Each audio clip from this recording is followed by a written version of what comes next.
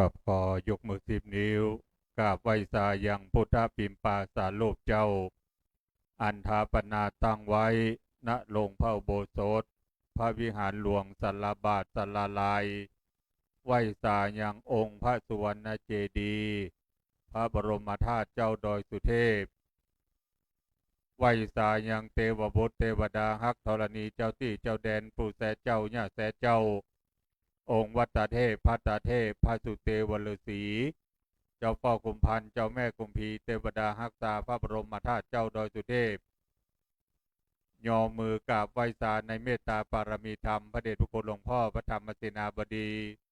หลวงพ่อเจ้าคณะภาค7เจ้าอาวาสวัดพระธาตุเจ้าดอยสุเทพราชวรวิหารพระสงฆ์เทรานุเถระสังฆเจ้าสวัสดีคณะสัตยาสาธุชนทุกคนทุกท่านค่ำคืนนี้เป็นค่ำคืนตรงกับเดือน8แฮม2 ค่ำวันนี้และเป็นกองกรกุศลในด้านของน้อมถวายเป็นพุทธสักการะต่อองค์พระสัมมาสัมพุทธเจ้าเนื่องในวันอัฐมีบูชาที่จะเวียนมาถึงในวันที่18ที่จะถึงนี้ค่ำคืนนี้เป็นค่ำคืนที่2ของงานบัดนี้ได้เวลาอันควรจะได้ประกอบพิธีในการสวดพระพุทธมนต์พระสหัสนัยและแสดงพระธรรมเทศนาน้อมถวายเป็นพุทธบูชาระดับแรกจะมีการจุดธูปเทียน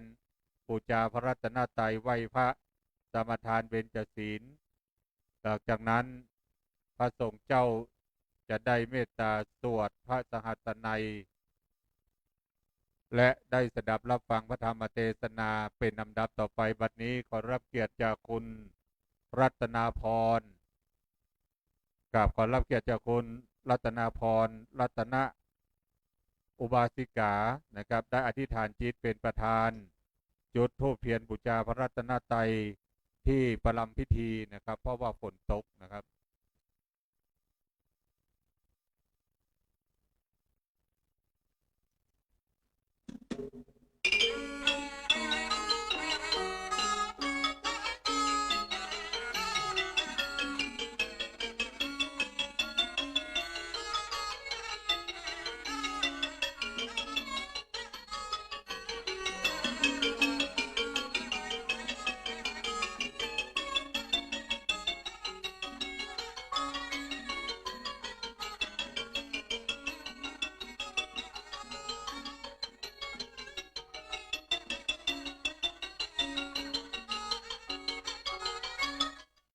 กับอาจารย์เสกสรรเอาพานดอกไม้ทูบเทียนมา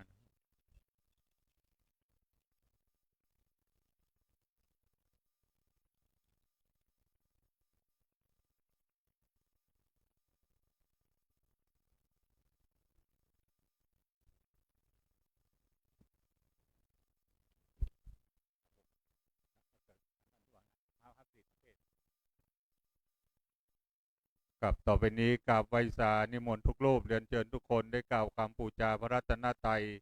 ไหว้พระพร้อมกันณบัดนี้กราบ1กราบ2กราบ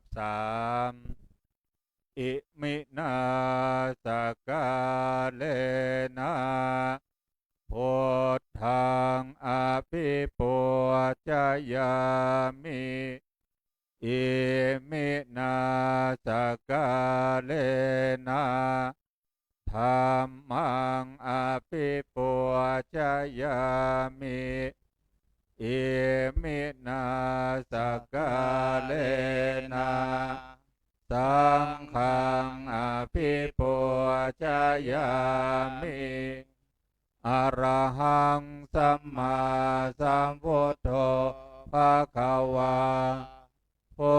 ทธังภะคะวันตังอภิวาเทมิสวากขาโตภะคะวะตาธัมโมธัมมังนามัสสามิสุปฏิปันโนภะคะวะโตสาวกสังโฆ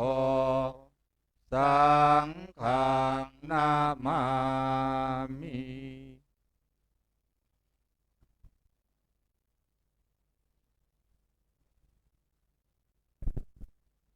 ครับจากดับต่อจากนี้ไปนะครับพระสงฆ์จตุรวรรค4 รูปสามเณรจตุรวรรค4 รูปจะได้สวดพระพุทธมนต์พระสหัสนัยกราบไหว้สานิมนต์ณบัดนี้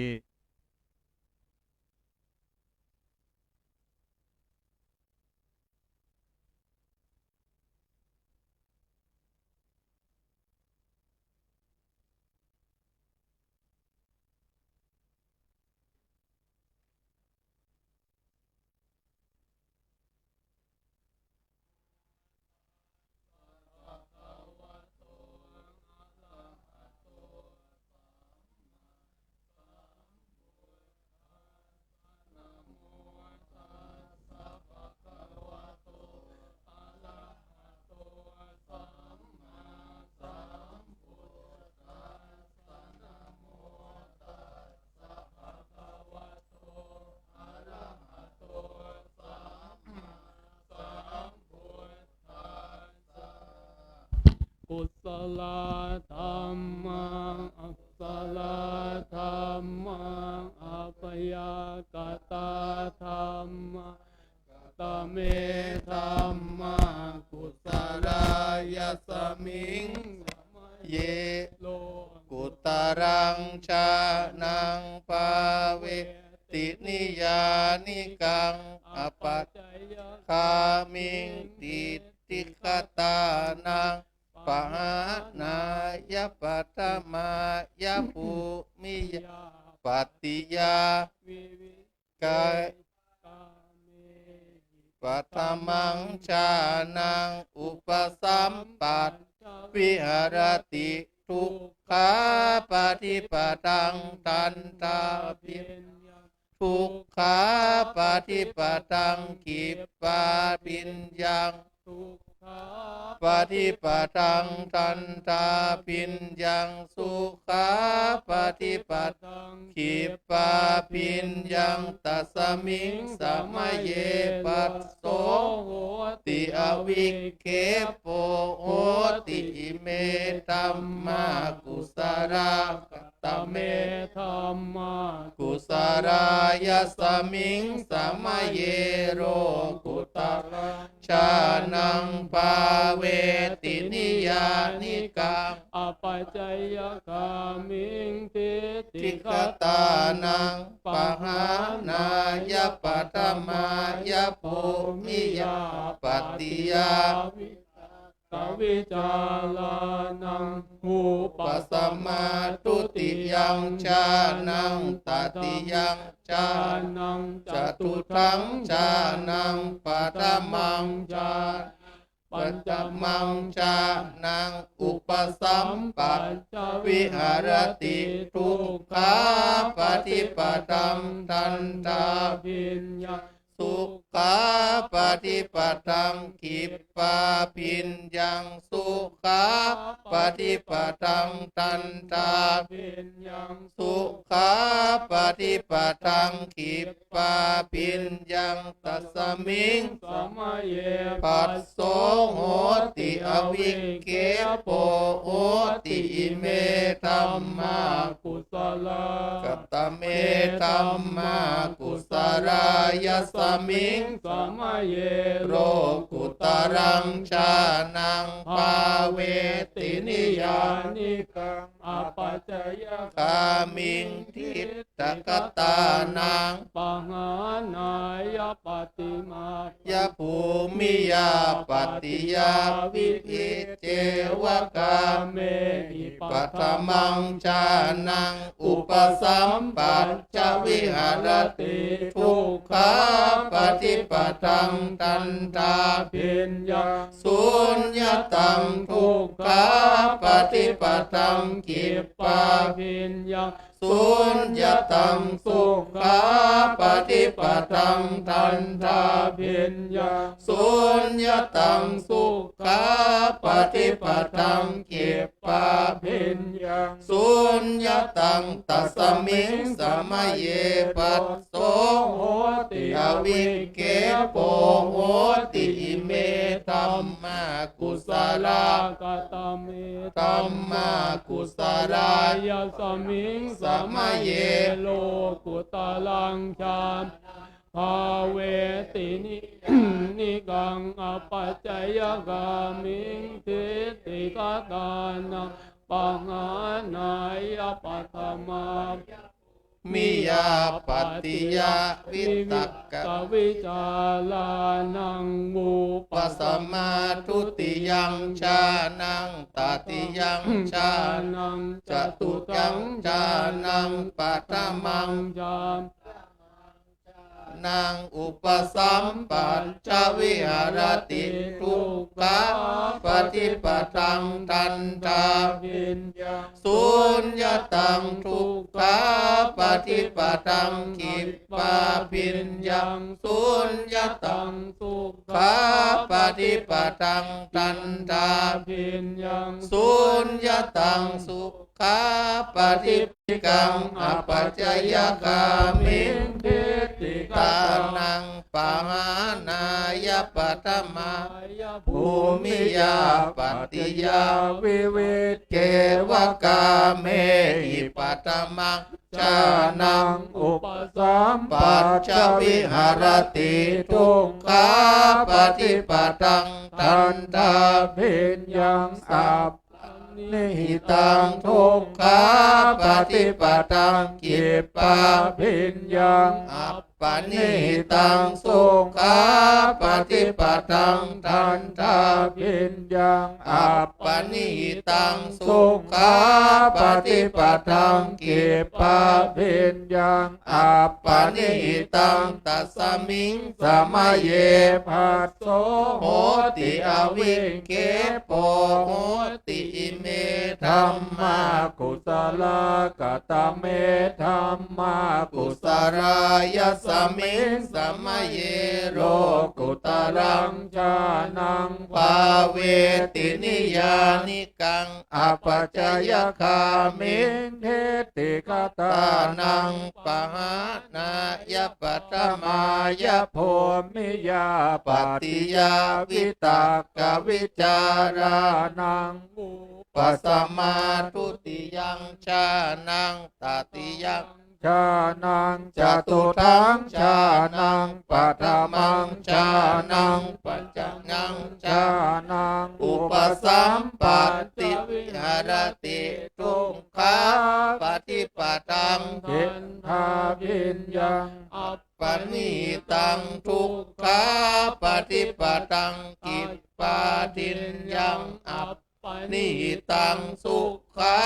ปฏิปตังทันตาพิญญังอัปปนิตังสุขา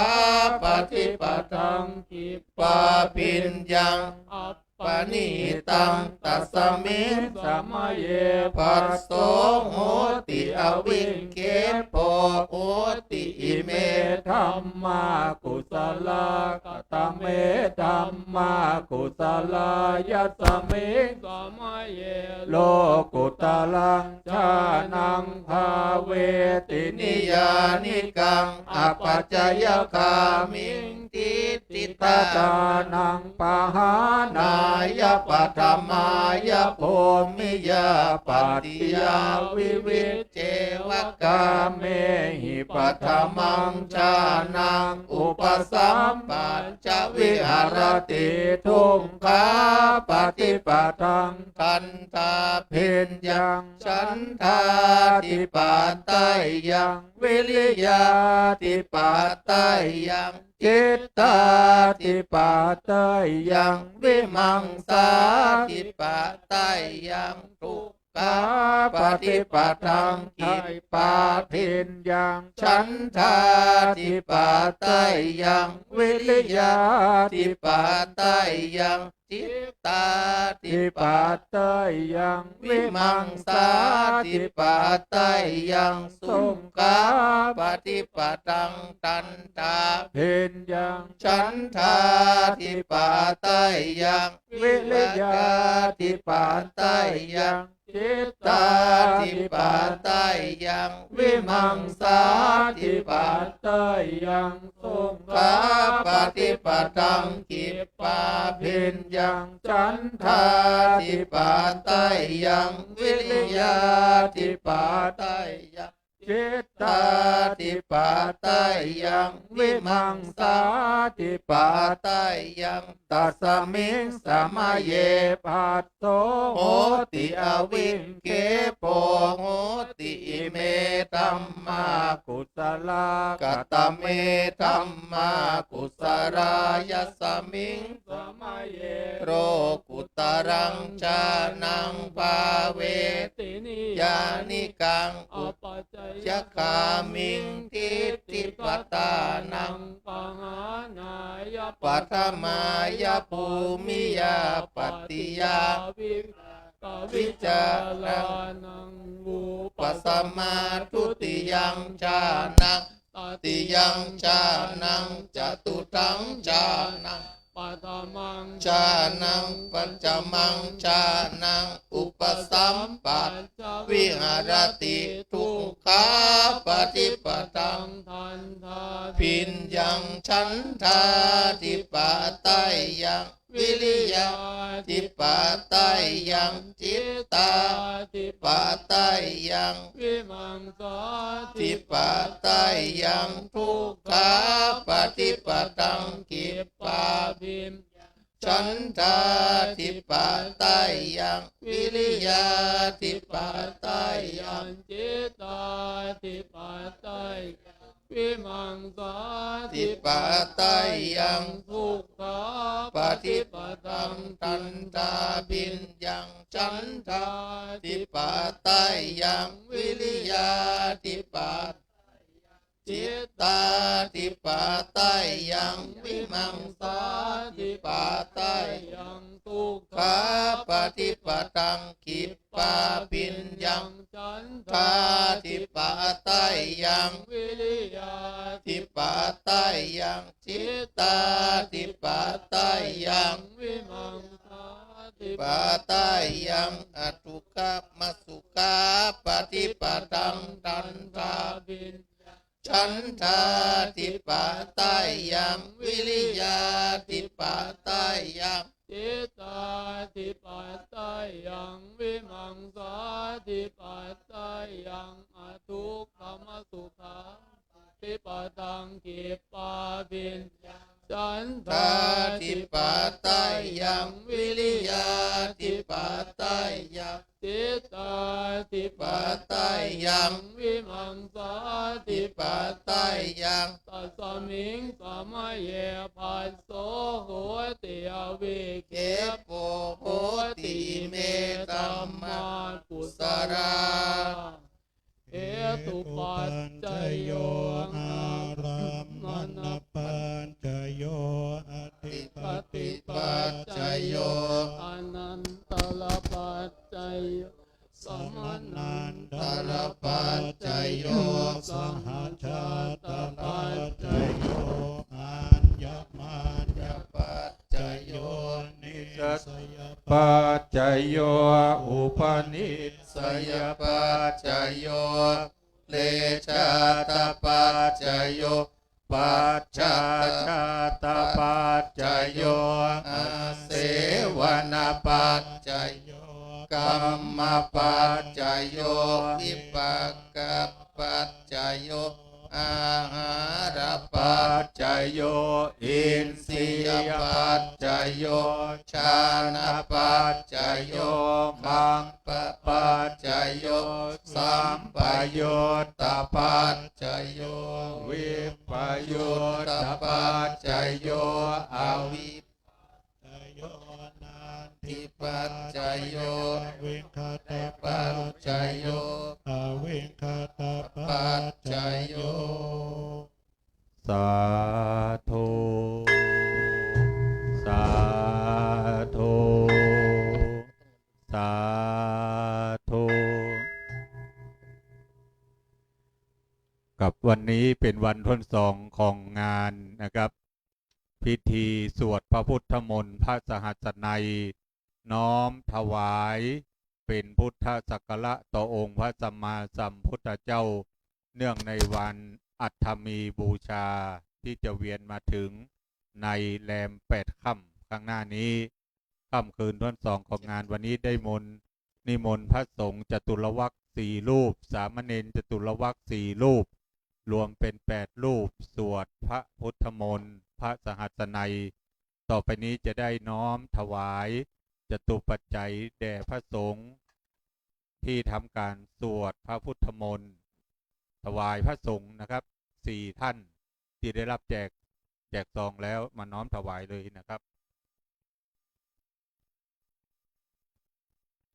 ครับ4 ท่านนั้นถวายพระสงฆ์นะครับตั้งแต่รูปที่1นะครับรูปที่1ประธานสงฆ์โดยท่านอาจารย์พระมหานะครับ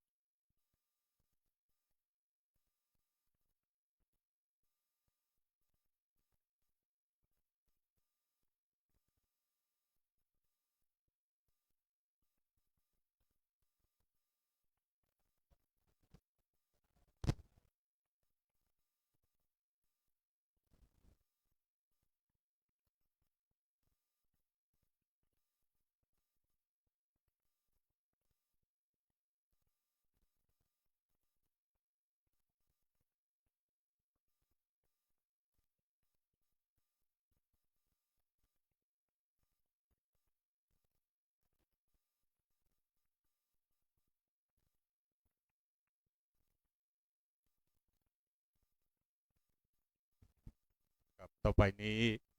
รับพรในภาคส่วนของการสวดพระพุทธมนต์พระสหัสนัยณบัดนี้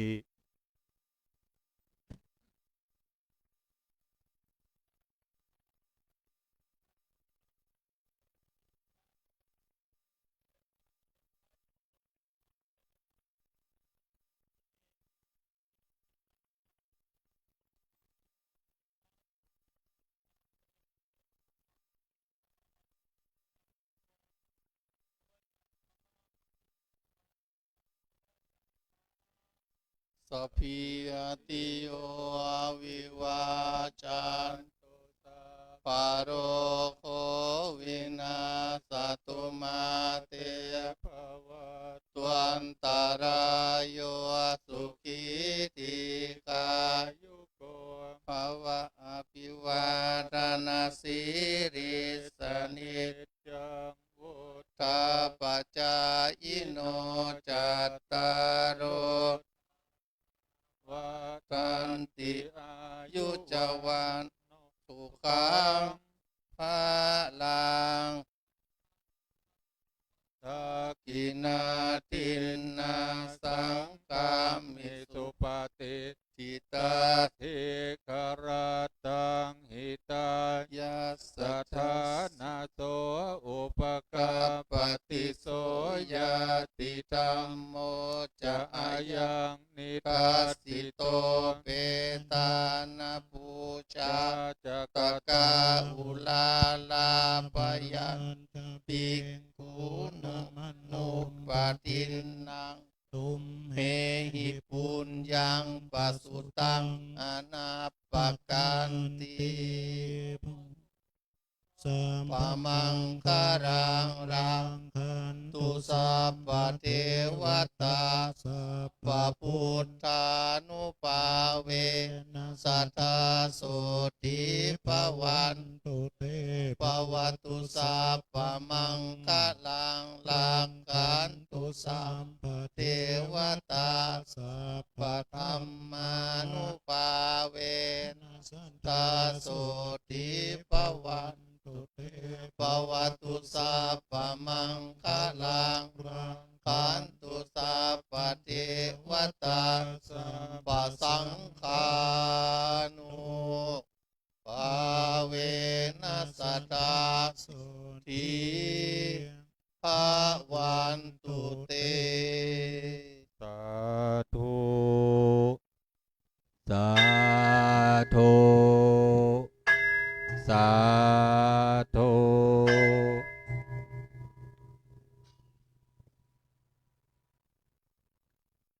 พิธีเบื้องต้นนั้นเป็นพิธีการสวดพระพุทธมนต์พระสหัสนัยโดยพระสงฆ์และสามเณรจากวัดพระธาตุดอยสุเทพจบไปซึ่งระดับต่อไปจะเป็นการแสดงพระธรรมเทศนาซึ่งในค่ำคืนนี้ได้ไหว้สานิมนต์ในเมตตาธรรมของท่านอาจารย์พระครูใบดีกาประเสริฐประสันโนวัดพระธาตุเจ้าดอยสุเทพเป็นองค์เทศนาธรรมกับนิมนต์ท่านอาจารย์พระครูใบดีกาประเสริฐประสันโนได้เมตตาขึ้นสุธรรมาสครับผม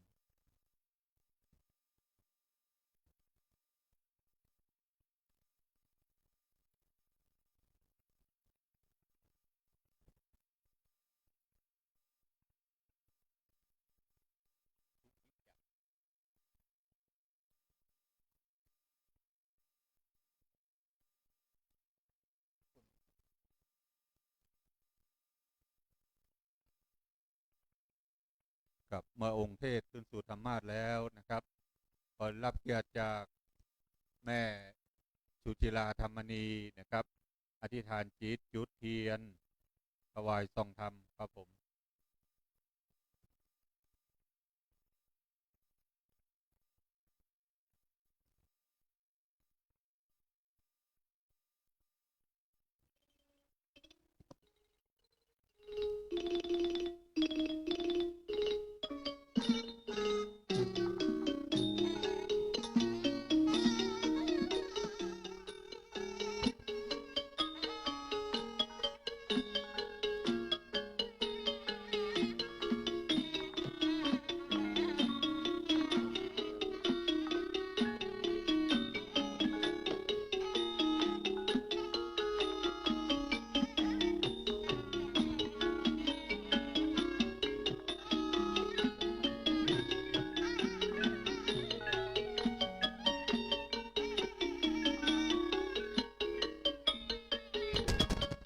ครับแล้วขอได้รับเกียรติจากคุณสุวิทย์จักรนะครับได้น้อมถวาย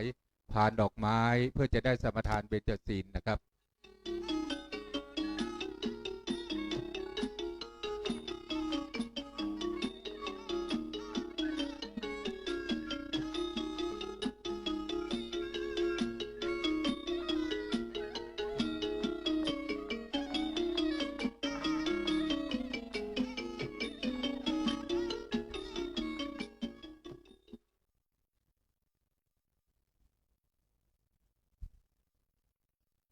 ครับต่อไปจะเชิญชะทาสาธุชนทุกคนทุกท่านได้กล่าวคำอาราธนาเบญจศีลพร้อมกันนะครับมะยังพันเตวิสงวิสงลักขณาทายา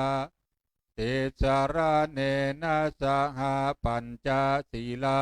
นิยาจามาโทติยัมปิมายังพันเตวิสงวิสงลักขณาทายาติสารเนนะสหปัญจศีลานิยาจามาตาติยัมปิมายังพันเตวิสงวิสงลักขณาทายาติสารเนนะสหปัญจศีลานิยาจามานะโมตัสสะภะคะวะโตอะระหะโตสัมมาสัมพุทธัสสะนะโมตัสสะภะคะวะโตอะระหะโตสัมมาสัมพุทธัสสะ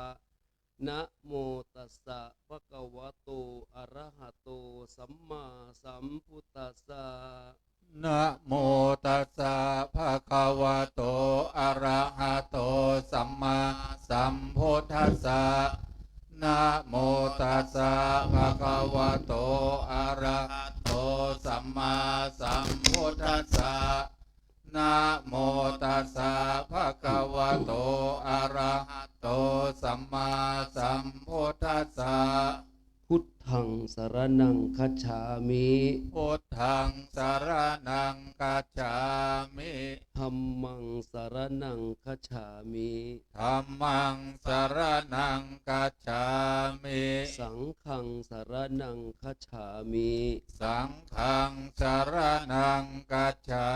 มิทุติยัมปิพุทธั ธังสรณังคัจฉามิ ทุติยัมปิพุทธังสรณังกัจฉา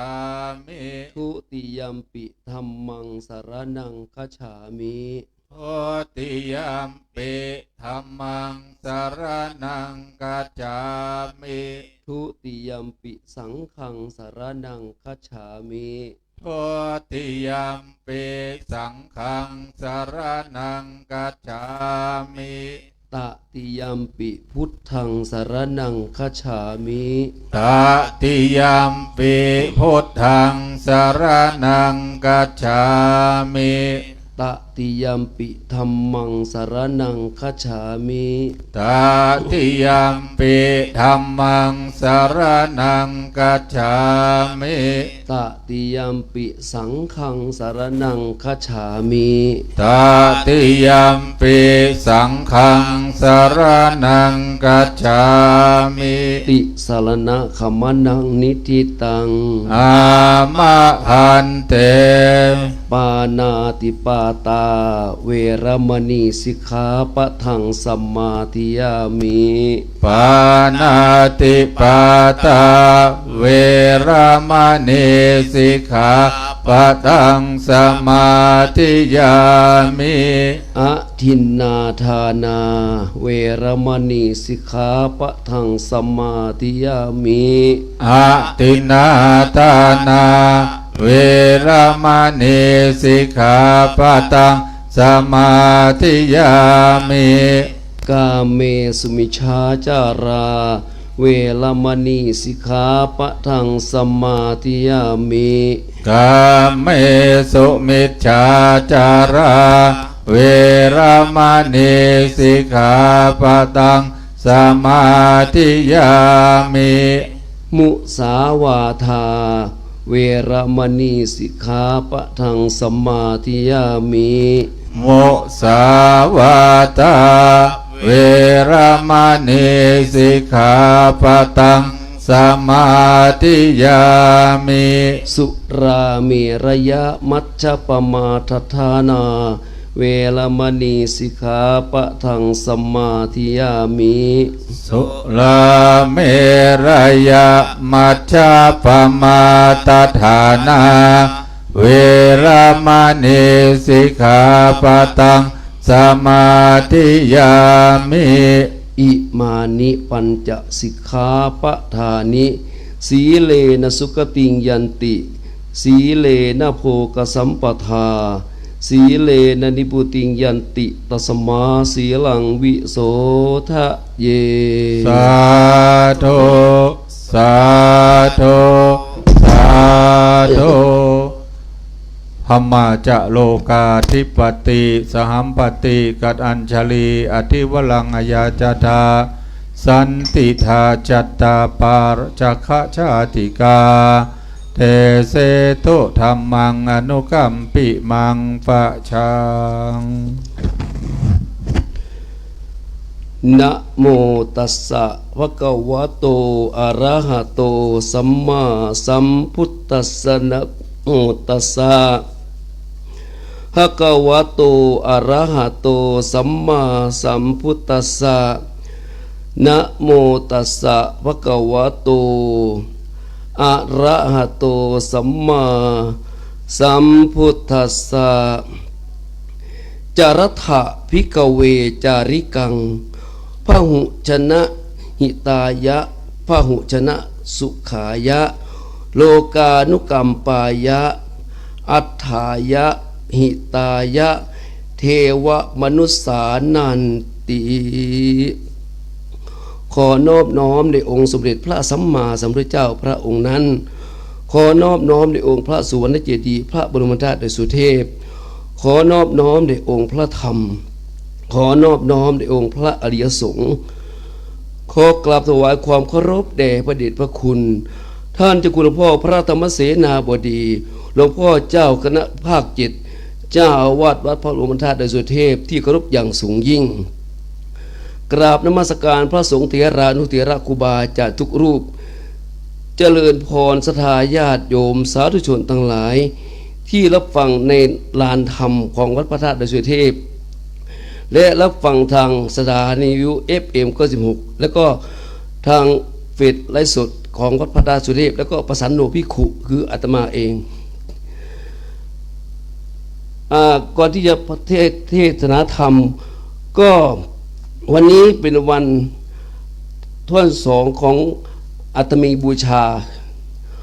วันอัตมีบูชาคือวันอะไรบางคนก็ยังไม่รู้บางคนก็รู้แล้ววันอัตมีบูชาคือวันถวายพระเพลิงพระพุทธสรีระขององค์สมเด็จพระสัมมาสัมพุทธเจ้าถือว่าเป็นวันสำคัญในพระพุทธศาสนาอีกวันหนึ่งตรงกับวันแรม8 ค่ำเดือนวิสาขะนอกจากนั้นวันนี้ยังเป็นวันคล้ายวันที่พระนางสิริมหามายาพระพุทธมารดาสวรรคตและยังเป็นวันคล้ายวันที่องค์สมเด็จพระสัมมาสัมพุทธเจ้าเสวยมุติสุขใต้ต้นพระศรีมหาโพธิ์การปฏิบัติกรรมวันอาตมีบูชามีกิจกรรมอะไรบ้างให้ทานถวายภัตตาหารเพลแด่พระภิกษุสงฆ์สามเณรในช่วงเช้าหรือว่าเพลบริจาคทรัพย์ช่วยเหลือเกื้อกูลแก่ผู้ยากไร้และบำเพ็ญสาธารณประโยชน์รักษาศีลสำรวมกายและก็วาจาด้วยการรักษาศีล 5หรือศีล 8หรืออุโบสถศีลพร้อมทั้งบำเพ็ญเบญจธรรมสนับสนุนเจริญจิตภาวนาด้วยการไหว้พระสวดมนต์เป็นต้นอย่างวัดพระธาตุดอยสุเทพของเราก็มีทุกปีแต่วันประเพณีเตียวขึ้นดอยมีนานมาแล้วเป็น100 ปีแต่วันอาตมีบูชาก็มีมา 3-4 ปีมานี้จากการเมตตาของพระเดชพระคุณหลวงพ่อพระธรรมเสนาบดีก็มีให้มีการทำกิจกรรมวันอาตมีบูชาอาจจะเล่าไปมันก็นานเกินไปเนาะมันจะเวลาจะไม่พออาตมาจะแสดงพระธรรมเทศนาให้ศรัทธาญาติโยมได้รับฟังเอามือลงได้แล้วเนาะณโอกาสบัดนี้อาตมาภาพอยากได้แสดงพระสัทธรรมเทศนาขององค์สมเด็จพระสัมมาสัมพุทธเจ้าเพื่อชี้ธรรมสว่างใจเพื่อชี้ความเป็นไปของชีวิตที่เราท่านทั้งหลายไม่เคยได้คิดไม่ได้ฟังมาก่อนพอเป็นเครื่องการประดับสติปัญญาของท่านสาธุชนทั้งหลายเท่าที่เวลาอันสั้นๆเล็กน้อยนี้จะเอื้อประโยชน์ให้ตามสมควรสืบต่อไปท่านสาธุชนทั้งหลายหลังจากที่พระพุทธเจ้าของเราได้ทรงสั่งสอนธรรมแก่คนอื่นพอสมควรแล้วพระพุทธองค์ได้เสด็จกลับไปยังแคว้นของพระองค์เองและได้นำธรรมที่ทรงค้นพบนั้นไปแสดงแก่พระปยุรญาติและทำให้พระญาติทั้งหลายทั้งพระบิดาพระอนุชาพระกนิษฐาพระมเหสีคือพระนางพิมพาและพระราชโอรสคือพระราหุลนอกจากนี้ยังมีเหล่าพระญาติอีกนับได้ร่วม 20,000 กว่าคนได้ออกบวชตามพระองค์เหล่านี้แสดงว่าพระธรรมที่ทรงค้นพบนั้นนอกจากจะเพื่อมวลมนุษย์แล้วยังเป็นประโยชน์แก่พระปยุรญาติของพระองค์เองด้วย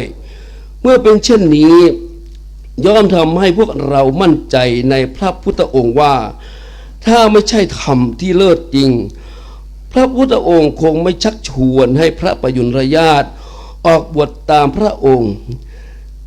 จนทิ้งราชสมบัติจากทางโลกให้ไร้ค่าเช่นนี้เป็นแน่แท้ท่านสาธุชนทั้งหลายพระพุทธเจ้าของเราทั้งหลายทรงนำธรรมมาเปิดเผยแก่ชาวโลก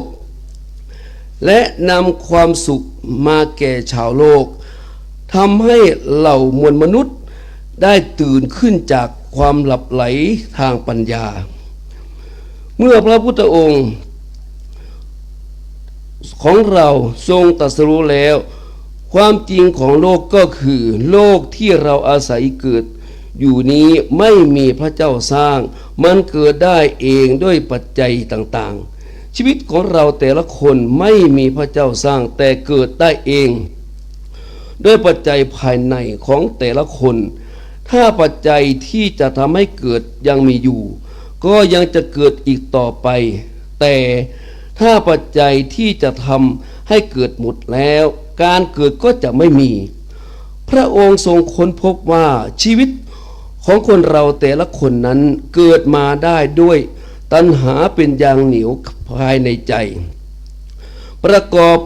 กับความเข้าใจผิดจึงได้มีการกระทำไปต่างๆนานาตามความเข้าใจผิดนั้นและเพราะการกระทำนั้นจึงส่งผลให้ปฏิสนธิจิตได้ปัจจัยในการเกิดและทำให้เป็นเกิดได้ในภพต่างๆวนเวียนกันอยู่เช่นนี้เป็นเวลานานพระพุทธองค์ทรงเปรียบเทียบว่าชีวิตเราแต่ละคนนั้นเหมือนกับคนเกิดขึ้นของต้นไม้คือต้นไม้มียางเหนียวที่เมล็ดถ้าเมล็ดต้นไม้นั้นมียางเหนียวอยู่มีพื้นดินที่จะเพาะปลูกให้เกิดได้และได้น้ำเป็นส่วนประกอบเมล็ดต้นไม้นั้นก็สามารถเพาะปลูกให้งอกงามเจริญเติบโตขึ้นมาได้ส่วนสิ่งมีชีวิตไม่เพียงแต่มนุษย์เราเท่านั้นแต่ยังหมายรวมถึงสัตว์เดรัจฉานอื่นๆด้วยก็เหมือนกันถ้ายังมีตัณหาในจิตใจอยู่และได้พบที่เกิดเป็นเหมือนพื้นดินและได้กรรมที่ทำลงไปเพราะอวิชชาเป็นตัวหล่อเลี้ยงเหมือนน้ำทั้งสามอย่างนี้รวมกันก็ทำให้ชีวิตเกิดขึ้นได้เองการที่พระพุทธองค์ทรงนำความจริงนี้มาเปิดเผยทำให้เหมือนปลดแอกความเข้าใจผิดออกจากจิตใจของเหล่ามนุษย์ทำให้คนจำนวนมากพ้นจากความเป็นทาสแห่งตัณหาเกิดปัญญาสว่างขึ้นมาในจิตใจและได้หลุดพ้นจากพันธนาการแห่งการเกิดและนิพพานไปแล้วจำนวนมากท่านสาธุชนพุทธบริษัททั้งหลายหลังจากที่มีผู้รู้ตามพระองค์และได้บวชตามพระองค์พระพุทธองค์ทรงพระสาวกเหล่านั้นให้แยกย้ายกันนำความจริงนี้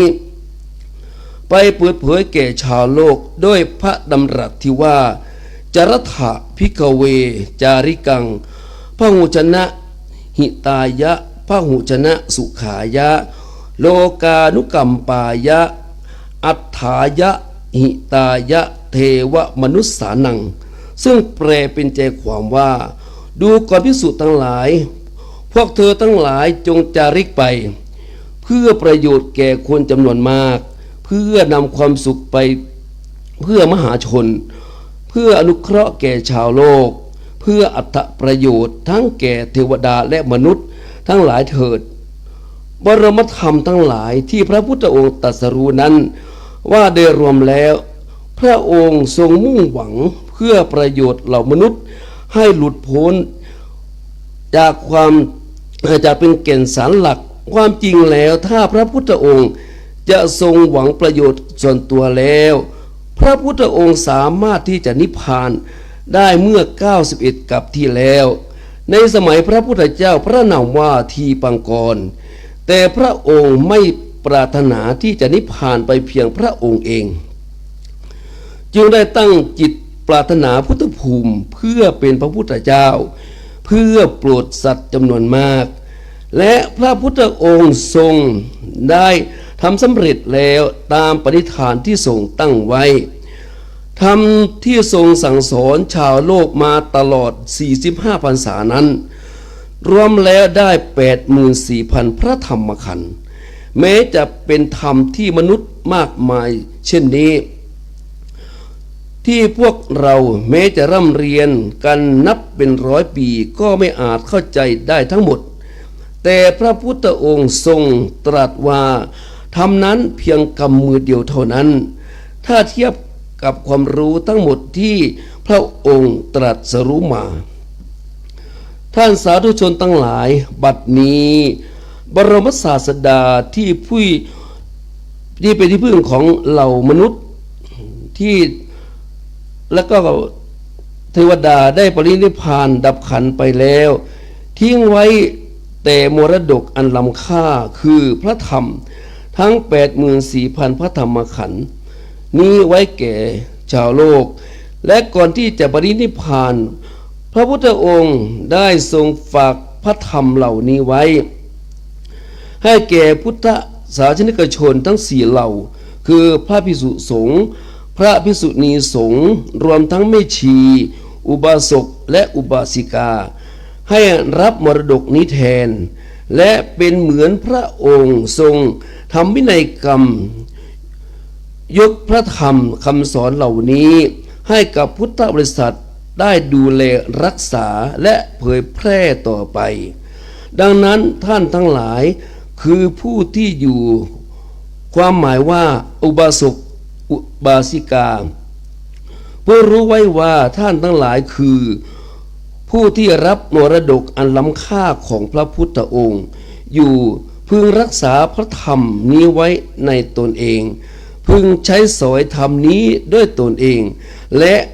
พึงนำธรรมนี้แจกจ่ายไปให้คนอื่นเพื่อความสุขแก่มวลมนุษย์เพื่ออนุชนรุ่นหลังและจะได้รับมรดกนี้ต่อไปจนตราบสิ้นอายุพระพุทธศาสนาท่านสาธุชนพุทธบริษัททั้งหลายอายุของพระศาสนาของเรานั้นนับวันแต่จะนับถอยหลังเข้าไปทุกขณะเปรียบเหมือนคนที่มีอายุเลยวัยกลางคนไปแล้วนับวันแต่จะชราภาพลงไปทุกทีการที่จะให้กลับมาเป็นหนุ่มเป็นแน่นเหมือนเดิมนั้นคงเป็นไปได้ยากพระพุทธองค์ตรัสว่าศาสนาของเรานั้นจะมีอายุอยู่ได้ 5,000 ปีโดยเมื่อครั้งที่พระพุทธองค์ทรงบรรทมณภายใต้นางรังทั้งคู่ใกล้จะปรินิพพานพระพุทธองค์ได้ตรัสต่อพระอานนท์ซึ่งเป็นพระอนุชาเสมือนฝากวินัยกรรมไว้ว่าดูก่อนอานนท์เมื่อเราตถาคตได้ล่วงไปแล้วให้พระสงฆ์ทั้งหลายจงถือเอาพระวินัยพระธรรมวินัยที่เราได้บัญญัติสั่งสอนไว้แล้วตลอด45พรรษานี้ซึ่งรวมแล้วได้ 84,000 พระธรรมขันธ์นั้นเป็นพระศาสดาแทนเราจากพระพุทธพจน์นี้เองนับตั้งแต่บัดนั้นเป็นต้นมาพวกเราก็ได้พระธรรมคำสั่งสอนที่พระองค์ทรงสั่งสอนไว้นั้นเป็นพระศาสดาแทนและเป็นที่ยึดเหนี่ยวทางจิตใจมาโดยตลอดจนกระทั่งถึงทุกวันนี้นอกจากนั้นพระพุทธองค์ยังได้ทรงแสดงความเป็นไปของพระศาสนาในอนาคตต่อไปอีกว่าอานนท์เมื่อเราปรินิพพานไปแล้วได้500 ปีพระภิกษุณีสงฆ์ทั้งหลายของเราจะสูญสิ้นไปยังคงเหลืออยู่แต่พระภิกษุสงฆ์เท่านั้นซึ่งข้อนี้ได้เป็นจริงดังที่พระองค์ตรัสไว้แล้วเมื่อพระศาสนาล่วงไปได้ 1,000 ปีพระอรหันตขีณาสพทั้งหลายผู้ที่ได้ฌานสมาบัติและมีอภิญญาต่างๆก็จะค่อยๆหมดไปข้อนี้ก็คงจะเป็นจริงเช่นกันเมื่อพระศาสนาล่วงไปได้ 2,000 ปีภิกษุผู้ที่สามารถท่องพระไตรปิฎกไว้ได้ปากเปล่าอย่างขึ้นใจก็จะไม่มีและจะค่อยๆหมดไปเช่นกันข้อนี้ก็เป็นจริงแล้วเมื่อพระศาสนาล่วงไปได้ 3,000 ปีการลงอุโบสถสังฆกรรมของพระภิกษุทั้งหลายทั้งที่เป็นวันพระ14 ค่ำทั้งค่ำครึ่งค่ำแรมหรือวัน15 ค่ำหรือวันสามัคคีธรรมก็ตามก็จะไม่มีและก็จะค่อยหมดไป เมื่อพระศาสนาล่วงไปได้ 4,000 ปีก็จะหาภิกษุผู้ที่ทรงจีวรครบ3 ผืนนั้นเป็นอันไม่มี เมื่อพระศาสนาล่วงไปได้ 5,000 ปี แม้ว่าบุคคลใดได้ผ้าเหลืองผืนเล็กๆมาสะพายบนบ่าคนทั้งหลายก็จะสมมุติผู้นั้นว่าเป็นภิกษุ ในเวลานั้นท่านสาธุชนทั้งหลายนี้คือการทรงอยู่และการเสื่อมถอยแห่งพระศาสนาของเราทั้งหลายตลอด 5,000 ปีที่พระศาสนาของพวกเราจะมีอายุอยู่ได้ท่านสาธุชนทั้งหลายศาสนาของพระพุทธองค์ที่พวกเราพากันนับถืออยู่ทุกวันนี้จะไปสิ้นสุดณวันวิสาขบูชาซึ่งตรงกับวันพุธเดือนพฤษภาคมปีพ.ศ. 5000 ปีชวดในฤดูร้อนณเวลาใกล้รุ่งเมื่อมองเห็นแสงอรุณุทัย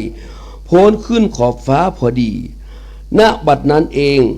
พระบรมสารีริกธาตุที่มีอยู่ทุกหนทุกแห่งทุกพระเจดีย์ในที่ทุกสถานทั้งณยอดเขายุคลธรณใต้บาดาลณแม่น้ำคงคาณมหาสมุทรสุดแดนไกลทั่วไปทั่วขอบจักรวาลทั้งในน้ำและก็บนบกณภพแห่งนาคนาคานาคีหรือณพระธาตุเกศแก้วจุฬามณีบนสวรรค์ชั้นดาวดึงส์และพระบรมธาตุดอยสุเทพของเรานี้ก็ตามทั้งหมดจะมารวมกันเป็นองค์สมเด็จพระสัมมาสัมพุทธเจ้าอีกครั้งหนึ่งทรงสถิตณโคนต้นศรีมหาโพธิ์ในท่าประทับนั่งสมาธิมีพระวรากายสูงได้ประมาณ18 ศอก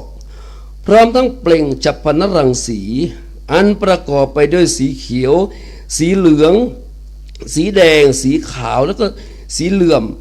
และสีประภัสสรเปล่งประกายออกจากพระวรากายทุกด้าน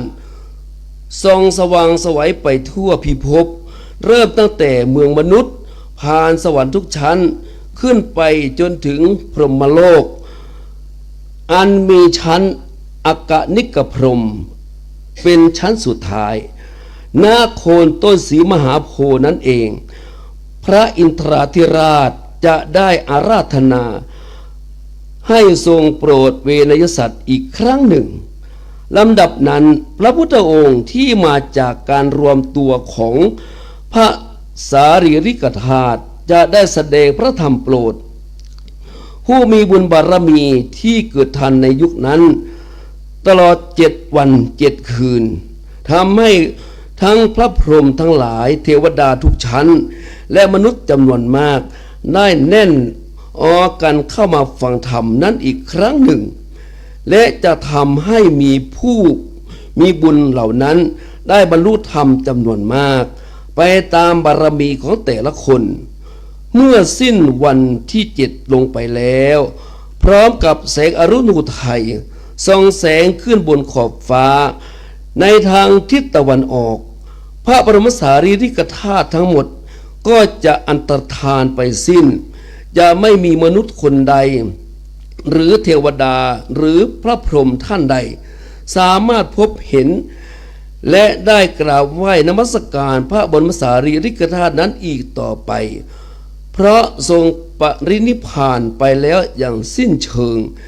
ในการสิ้นสุดแห่งพระพุทธกาล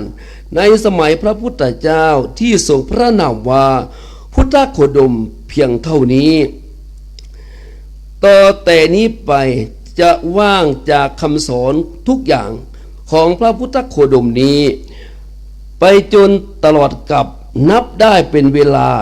4,000 ล้านปีถึงจะมีพระพุทธเจ้าองค์ใหม่อุบัติขึ้นมาตรัสรู้อริยสัจธรรมนี้อีกซึ่งพระพุทธเจ้าองค์ต่อไปนั้นจะมีพระนามว่าพระศรีอริยเมตไตรท่านสาธุชนทั้งหลายการบำเพ็ญบารมีเป็นพระพุทธเจ้านั้น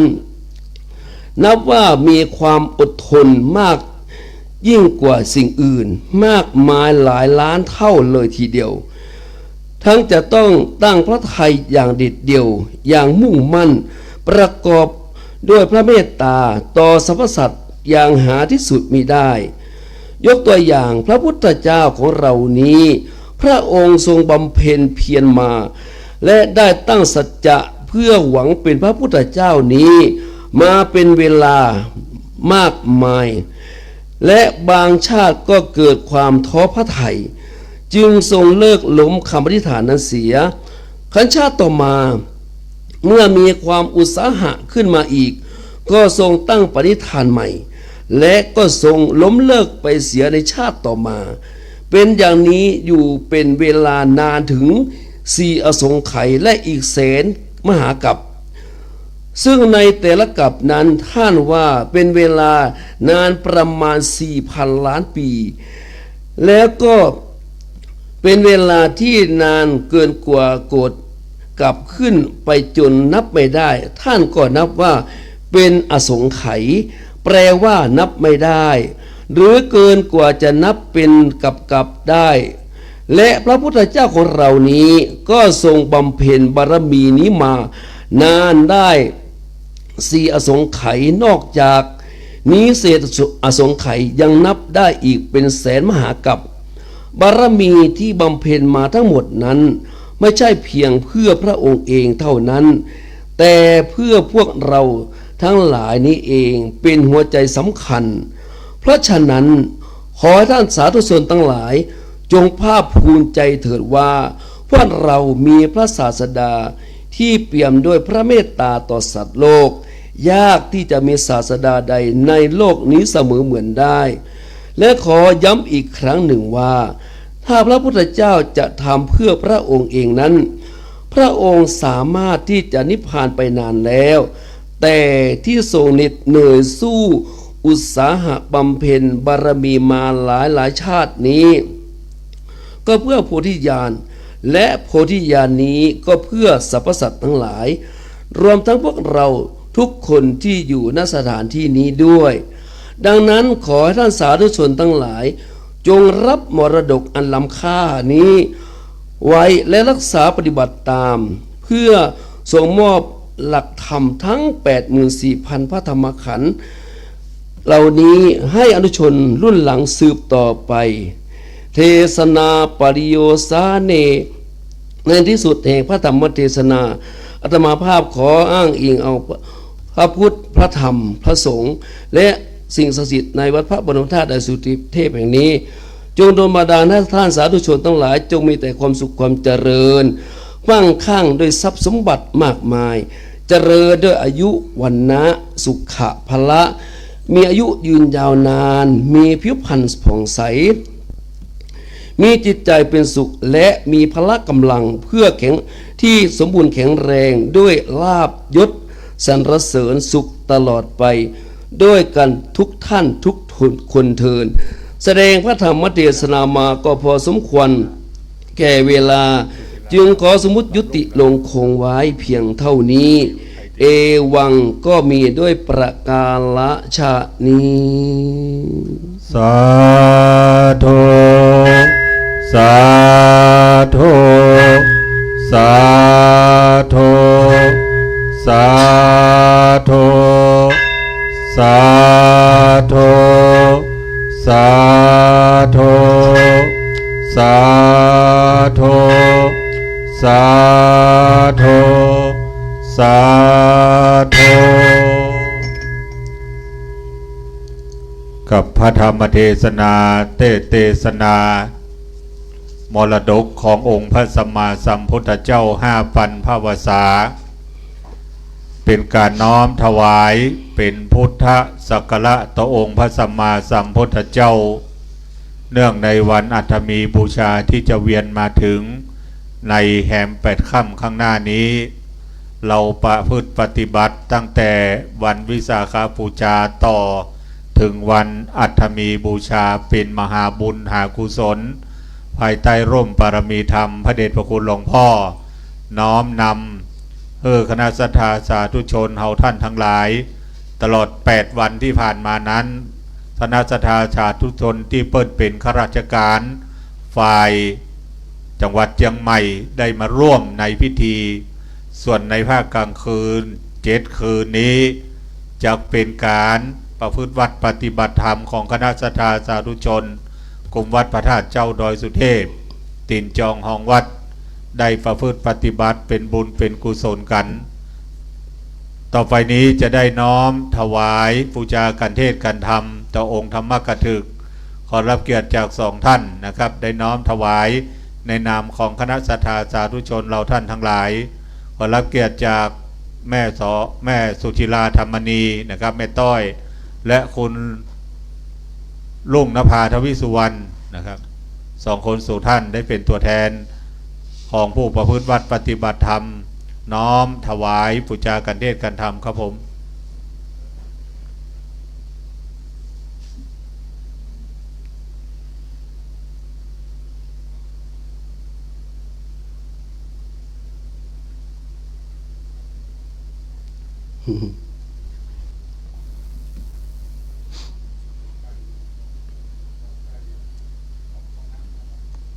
ไอ้ไก่ครับไอ้ไก่รีดน้ำครับนะครับรีดน้ำสาธุสาธุสาธุ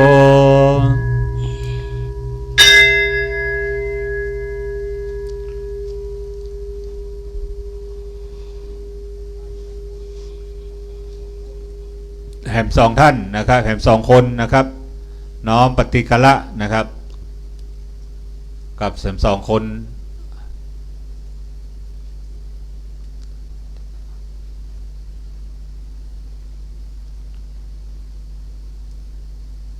กับพระเดชพระคุณหลวงพ่อเจริญพรคณะศรัทธาเนอะได้มาร่วมบุญร่วมกุศลเอามือ10 นิ้วของท่านนั้นประนมเหมือนดังดอกบัวนะครับน้อมถวายปูจาก็เป็นบุญเป็นกุศลนะครับครับ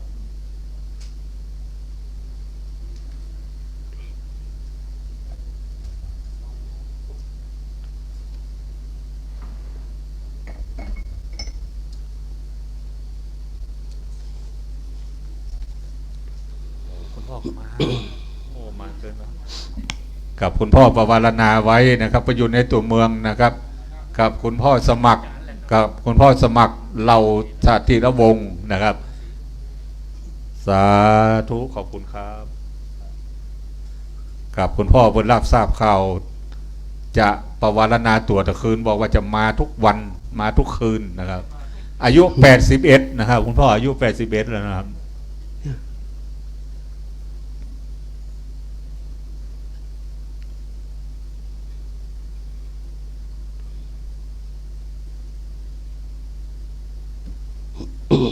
กับท่านที่มีน้ำนะครับเตรียมตรวจน้ำรับพรอันเป็นมังคละเป็นมงคลณบัดนี้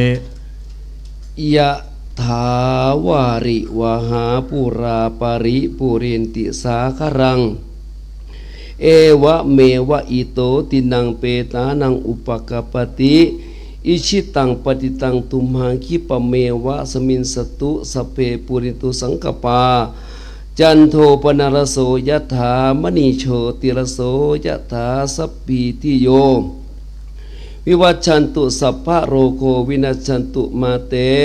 ภวัตวันตรายโยสุขีทีขายุโกภวะอภิวาทนาสีริสนิจังวุฒาปจายโนจัตตารโอธรรมาวตันติอายุวันโนสุขังภะลาสาธุสาธุสาธุกับต่อไปนี้เราจะกล่าวคำแผ่เมตตาให้กับสรรพสัตว์และแผ่เมตตาให้กับตัวเองให้ทุกท่านว่าตามผมนะครับสัพเพสัตตาสัพเพสัตตาสัตว์ทั้งหลายสัตว์ทั้งหลายที่ ที่เป็นเพื่อนทุกข์ ที่เป็นเพื่อนทุกข์ เกิดแก่เจ็บตาย เกิดแก่เจ็บตาย ด้วยกันทั้งหมดทั้งสิ้น ด้วยกันทั้งหมดทั้งสิ้น อเวราโหนตุ อเวราหุนตุ จงเป็นสุขเป็นสุขเถิด จงเป็นสุขเป็นสุขเถิด อย่าได้มีเวร อย่าได้มีเวร ซึ่งกันและกันเลย ซึ่งกันและกันเลย อัพพยาปัชชาโหนตุ อัพพยาปชาหนตุ จงเป็นสุขเป็นสุขเถิด จงเป็นสุขเป็นสุขเถิด อย่าได้พยาบาทเบียดเบียน อย่าได้พยาบาทเบียดเบียน ซึ่งกันและกันเลย ซึ่งกันและกันเลย อนีคาโหนตุ อนีคาโหนตุ จงเป็นสุขเป็นสุขเถิด จงเป็นสุขเป็นสุขเถิด อย่าได้มีความทุกข์กาย อย่าได้มีความทุกข์กาย ทุกข์ใจเลย ทุกข์ใจเลย สุขีอัตตานัง สุขีอัตตานัง ปาริหารันตุ ปริหารันตุ จงมีความสุขกาย จงมีความสุขกาย สุขใจ สุขใจ รักษาตน รักษาตน ให้พ้นจากทุกภัย ให้พ้นจากทุกภัย ทั้งหมดทั้งสิ้นเถิด ทั้งหมดทั้งสิ้นเถิด อหังสุขิโตโหมิ อาหังสุกิโตโหมิ นิกทุกโขโหมิ นิททุโขโหมิ อเวโรโหมิ อเวโรโหมิ อโรโคโหมิ อโรโคโหมิ สุขีอัตตานัง สุขีอัตตานัง ปาริหารามิ ปริหารามิ ขอให้ตัวของเราเอง ขอให้ตัวของเราเอง จงมีความสุข จงมีความสุข ปราศจากทุกข์ ปราศจากทุกข์ ไม่มีภัย ไม่มีภัย ไม่มีเวร ไม่ ไม่ มี มีเวร ไม่มีโรค ไม่มีโรค อยู่เป็นสุข อยู่เป็นสุข ทุกเมื่อเทิน ทุกเมื่อเทิน ต่อไปเข้าสู่ภาวนาใหม่กำหนดลมหายใจเข้าลมหายใจออกของเราเอาเก้าคู่ลมหายใจปฏิบัติณบัดนี้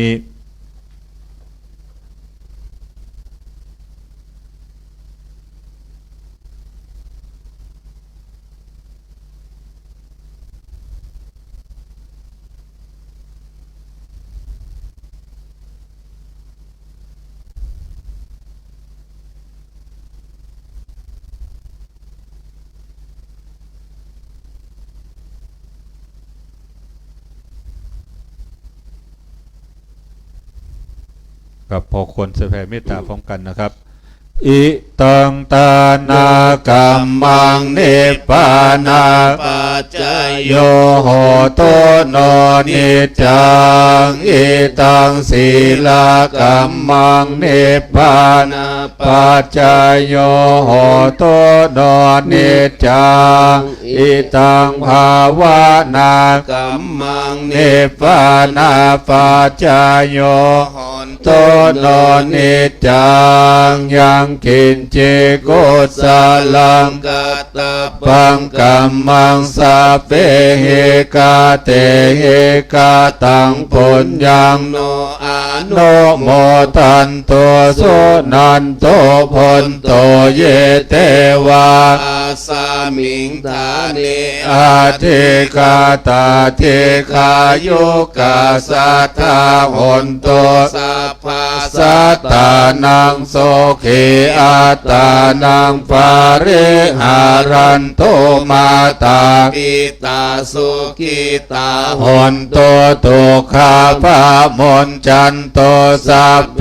ยาตากาโสกิตา หุนตุ ตุขาภามนจันโตสัพเพอะยาตากาโสกิตา หุนตุ ตุขาภามนจันโตสัพเพปิสาสัพเพ ยะขา สัพเพเปตาโสกิตาหนโตตุกา ปามุน จันโตสัพเพ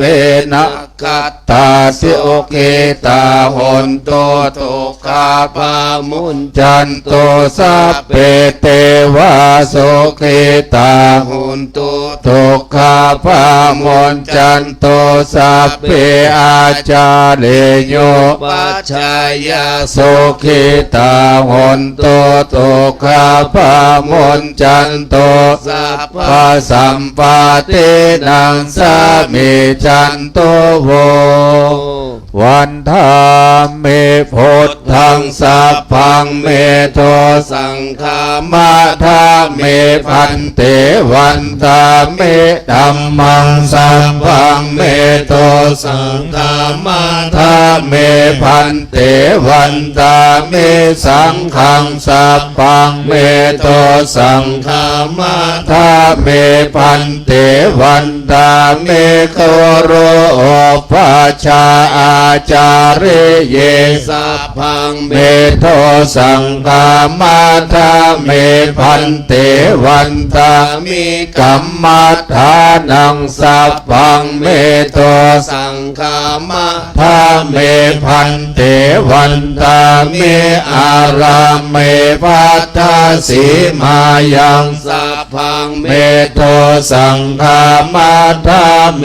พันเตวันตาเมเจติยังสัพพังสัพพทานิสุปาติติตาสารีราธาตุมหาโพธิงพุทธรูปังสักกาลังสัทธานาคาโลเกเทวาโลเกพรหมาโลเกชัมโพธิเปลังกาติเป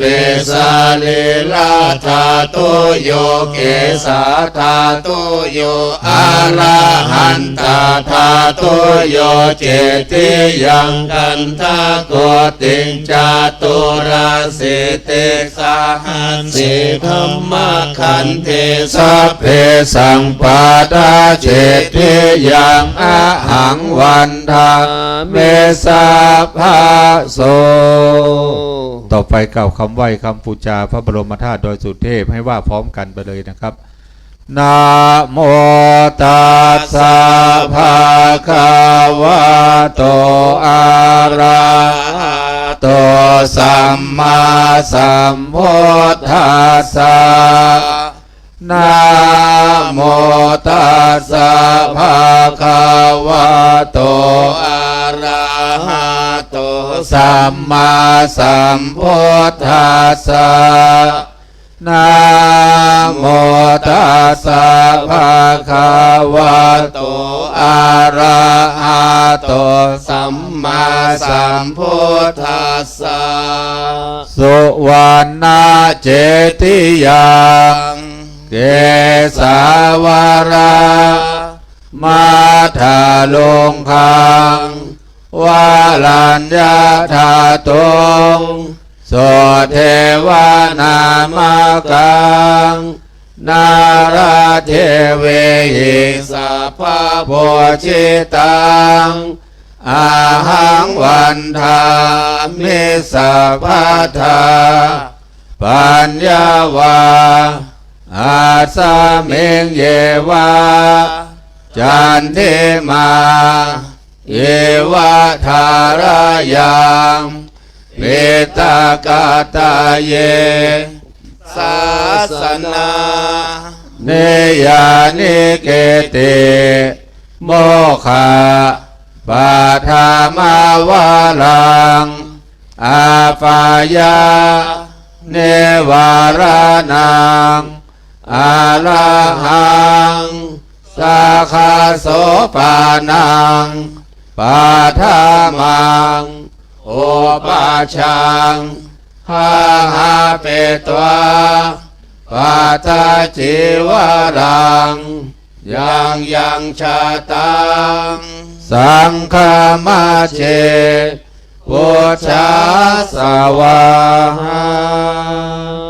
กราบหนึ่งกราบสองกราบสามฝนอ้อยก่อน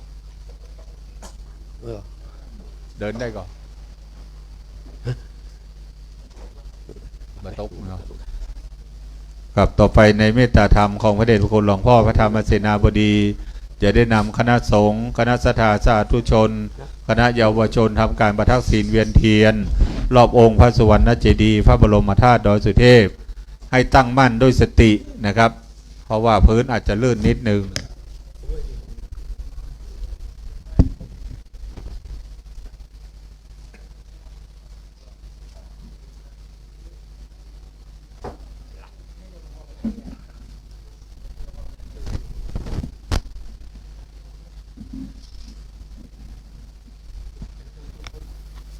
อิติปิโสภะคะวะอะระหัง สัม มาสัมพุทโธวิชชาจารณา สัม ปันโนโสขโตโลกาวิโท อา โน นุ ตาโลโปริสัทธรรมาสาลา ติ สัทธาเท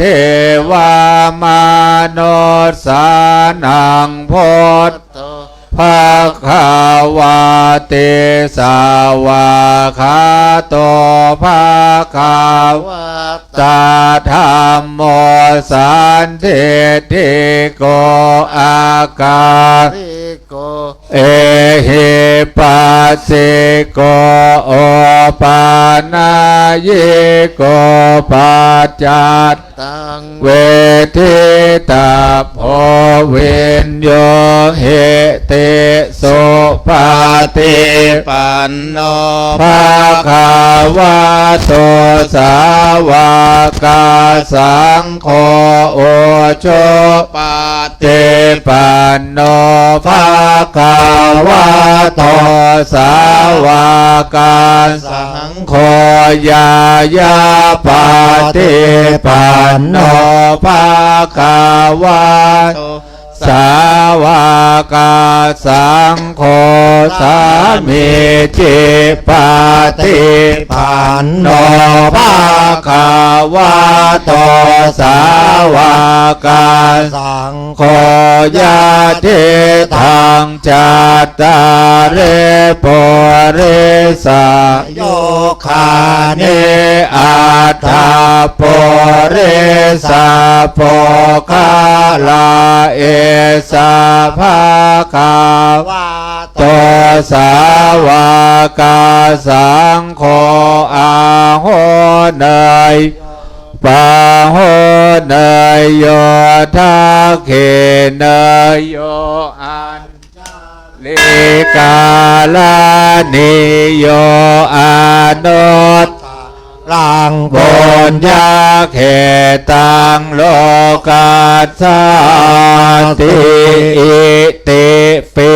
โส ปะ ภาวะอะระหังสัมมาสัมพุทโธ เวทา จารณาสัมปันโนโสขโตโลกาวิโทอะโนตาโลโปเลสัทธรรมาสาลาติสัทธาเทวามนุษย์สานังพุทโธภะคะวะเตสาวะคะโตภะคะวะตาธัมโมสันติติโกอากาเลโกเอหิปัสสิโกโอปานาเยโกปัจจัตตังเวทิตาโพวินโยเหติสุปาติปันโนภะคะวะโตสาวกสังโฆโอโชปาติปันโนภะคะวะโตสาวกสังโฆยายาปฏิปันโนภะคะวะโตสาวกสังโฆสามิจิปฏิปันโนภะคะวะโตสาวกสังโฆยะทิทังจัตตาเรปุริสา โยคาเน เนอัตถาปุริสาโภคาลาเอสาภาคาวะ โต สาวกสังโฆอาโหเนย โย ปาโหเนยโยทาเขเนยโยอัญชาลิกาลานิโยอนุตตารังบนยาเขตังโลกาสาติโสปาเตปันโนภาควะโตสาวกสังโฆโอโชภาเตปันโนภาควะโตสาวกสังโฆยายาปาเตปันโนภาควะโตสาวกสังโฆสามิเตปาเตปันโนภาควะโตสาวกสังโฆยะเทธังจัตตาเรโฟเลสายโยคาเนอัตถาโปเรสาโภคาลาเอสาภาคาวะโตสาวกสังโฆอาโหเนยโยปาโหเนยโยทาเขเนยโยอัญชาลิการานิโยอนุตตาลังบนยาเขตังโลกาสาติ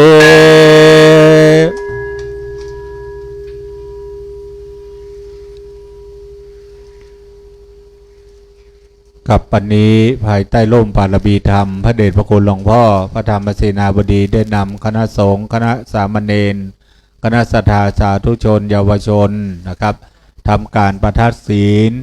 เวียนเทียนรอบองค์พระสุวรรณเจดีย์พระบรมธาตุเจ้าดอยสุเทพเป็นกำหนดวาระครบ3 รอบนะครับต่อไปเราจะได้กล่าวคำอัญชลีวันทาพิวาทคณะศรัทธาไปนั่งที่รับรองตามเดิมเหมือนกันเพราะพื้นอาจจะลื่นนะครับพื้นยังลื่นอยู่นะครับกับวันนี้เป็นคำรบทวนซองของงานปอน4 ประการที่พระเดชพระคุณเคยปรารภไว้ว่าเฮาเดินครบทั้ง3 รอบนั้นจักได้ทั้งอายุวันนะสุขะภละพร4 ประการเต็มกับเราท่านทั้งหลายนะครับคนสวดก็ได้เหมือนกันนะครับ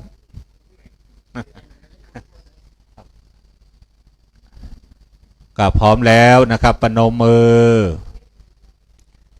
อัญชาลีวันทาอภิวาทอัญชาลีวันทาอภิวาทอัญชาลีวันทาอภิวาทอัญชาลีวันทาอัญชาลีเบื้องท้ายนี้วันตาน้อยในเมตตาปารมีธรรมกรรมฐานของพระเดชพระคุณหลวงพ่อพระธรรมเสนาบดีมังคละและมงคลอย่างสูงณบัดนี้น้อมกายลงเล็กน้อยวันธามิพันเตสัพพังอาปังคามาธาเมพันเตมายากาตังบุญยังสามินาอานุโมทิตาพังสามินากาตังบุญยังไม่หังตาตาพังสาโตสาธุอนุโมทามิ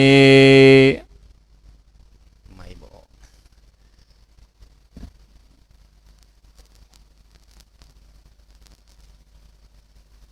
ไม่บอก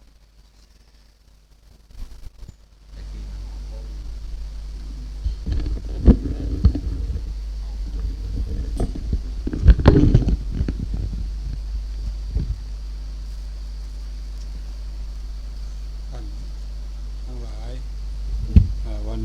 เรามีโชคดีมีวาสนาได้ร่วมกันมาประกอบพิธี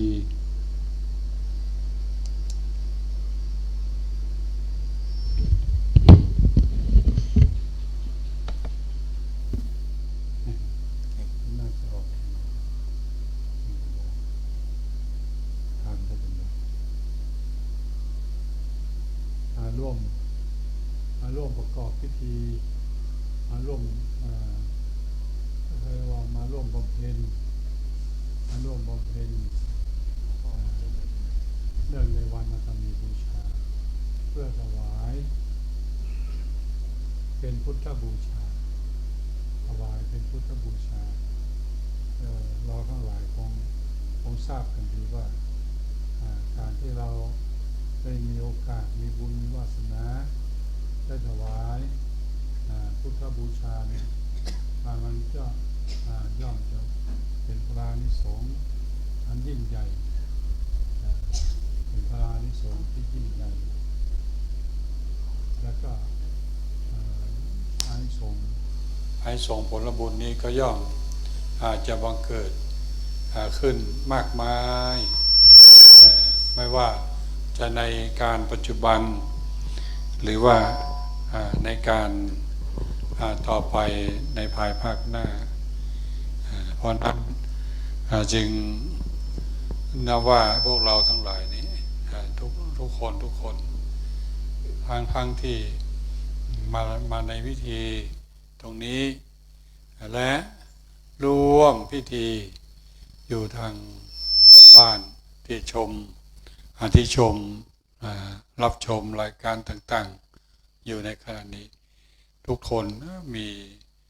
เรียกว่ามีศรัทธาประสาทะต่อพระสัมมาสัมพุทธเจ้าจึงได้ประกอบพิธีการนี้ขึ้นมาญาติโยมทั้งหลายก็ต้องอาศัยศรัทธาและความภาคเพียรเป็นอย่างสูงเพราะว่าการที่เราจะมาอยู่ร่วมประพฤติปฏิบัตินี้ได้เนี่ยเป็นเวลาชั่วโมง2 ชั่วโมงก็นับว่าเป็นเวลาพอสมควรนั่นบุญกุศลใดๆอันที่เกิดที่มีขึ้นก็ขอศรัทธาทุกคนจงได้รับอนุโมทนาและก็รับเอาพรทั้ง4ประการดังที่เราทั้งหลายได้รับรู้รับทราบกันแล้วนั้นก็ขอศรัทธาทั้งหลายจงได้รับพร4ประการด้วยและก็พรทั้งหลายที่จะพึงได้ที่จะพึงถึงนั้นด้วยก็ขออนุโมทนาและขอให้ท่านทั้งหลายมีความสุขมีความเจริญนึกคิดประสงค์สิ่งใดก็ขอให้สมใจปรารถนาจงทุกประการจัตตาโลธรรมาวัฏันติอายุวันโนสุขังพลังสาธุอีกครั้งหนึ่งพนมมือนะครับอัญชลีวันทาอภิวาทอัญชลีวันทาอภิวาทอัญชลีวันทาอภิวาทอัญชลีวันทาอัญชลีวันนี้มีข้าวกล่องเนอะมีข้าวกล่องศรัทธามีข้าวกล่องสลับศรัทธานะถ้ามารับออกไปได้รับออกไปด้วยรับออกไปด้วยมีข้าวกล่องมีไอติมมียาสี ฟันแจกโดยเชิญเนอะ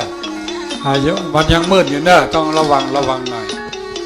วันพวกเขาก็มากันแฮมบอกมากันมาแห่งถ้าฝนตกถ้าฝนตกกับมากันหลายๆมาร่วมประพฤติปฏิบัติเรียกว่าประพฤติธรรมปฏิบัติธรรมเป็นความสุขในความสุขอันหนึ่งเพราะเรามีกำลังกายใช้กำลังกายนี่แหละถวายบูชาพระธาตุพระบาทพระเจดีย์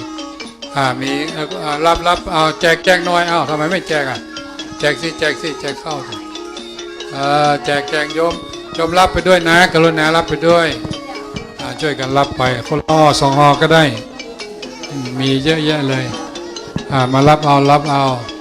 เด็กๆเอาไปฝากพ่ออาจารย์ด้วยนะพ่ออาจารย์กับได้ที่นะฝากพ่ออาจารย์ด้วยไปรับ2 กล่องช่วยกันมารับเอาหน่อย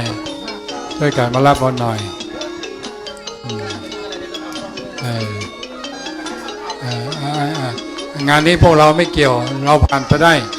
ไม่ใช่ของเราไม่ใช่เรื่องของเราได้แต่น้ำไป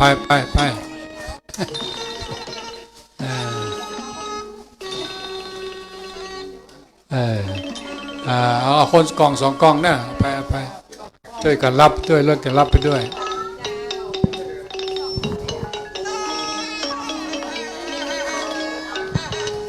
มารับเอาไปไกลเกยกันมารับเอาเข้าไป